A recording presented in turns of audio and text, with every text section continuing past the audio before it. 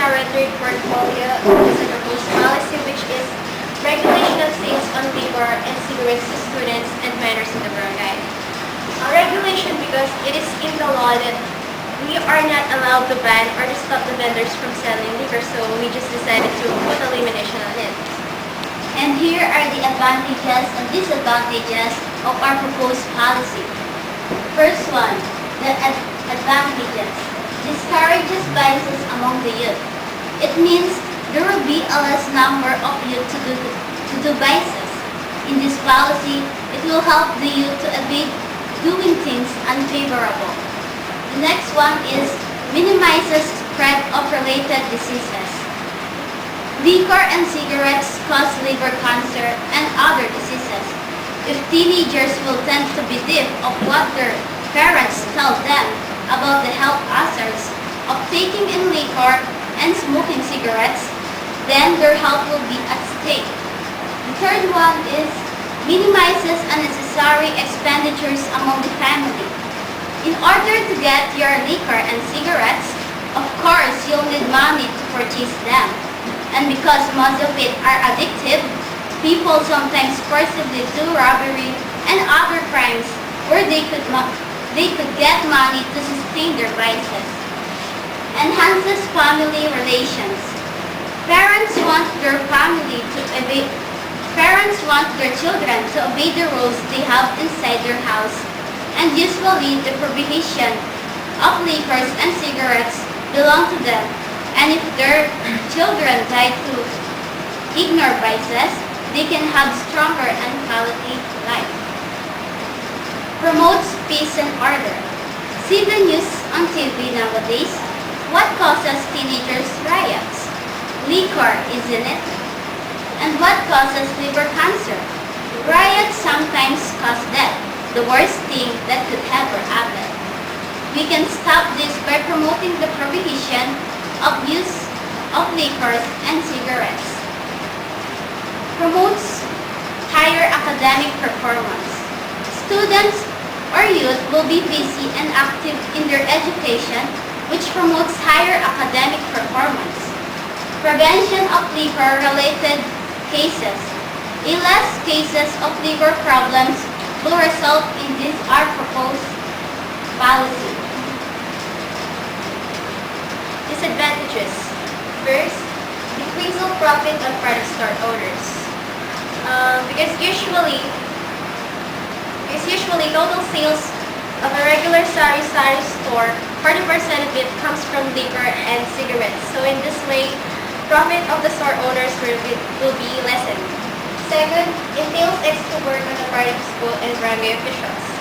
Because it becomes a responsibility to the barangay officials and the school if the limit of the regulation on selling liquor and cigarettes on the stores are being followed.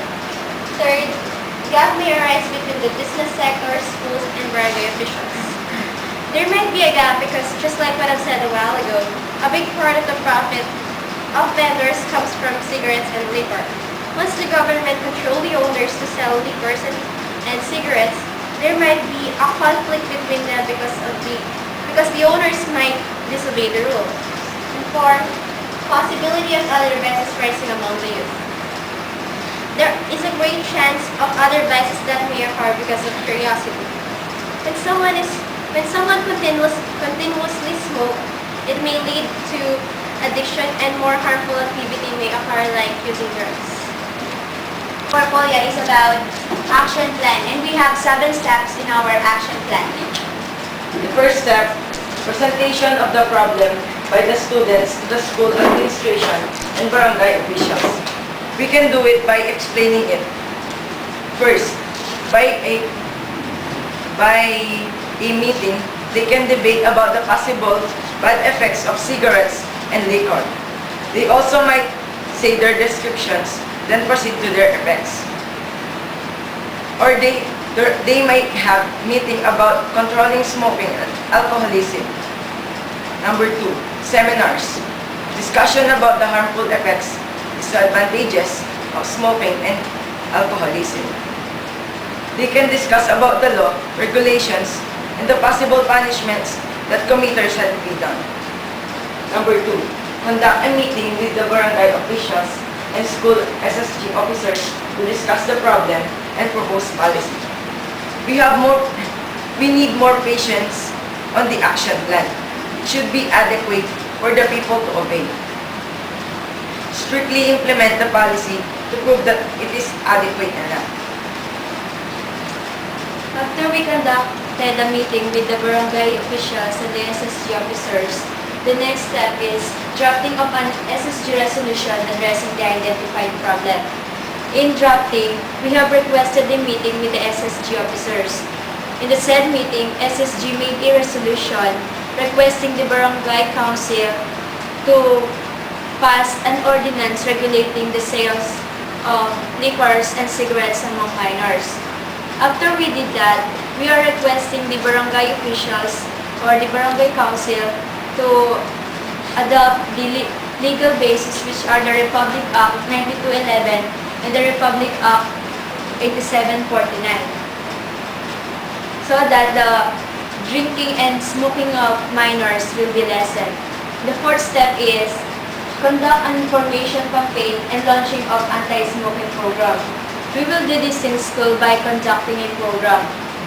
And we would also request the SK chairman and the barangay captain to initiate an information program so that they can provide funds for it. And after conducting an information campaign and launching anti-smoking program, we will now have the submission of our proposed SSG resolution, which is the regulation of sales on liquor and cigarettes to students and minors in the barangay Caninsala. We will ask the support of our SK chairman, Mr. Elmer Simon, for the speedy passage of the said resolution.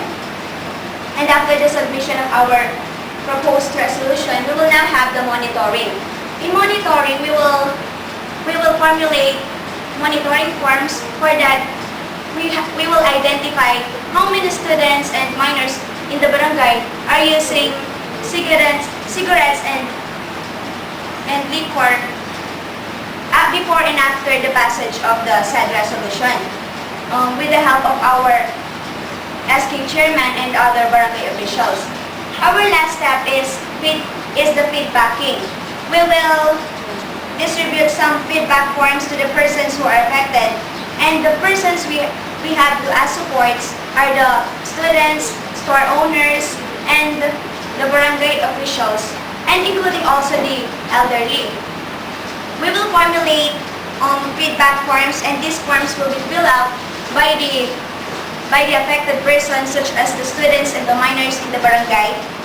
And in the feedbacking, the first questions we will ask is that whether the proposed policy is effective or not. We hope that we could be accountable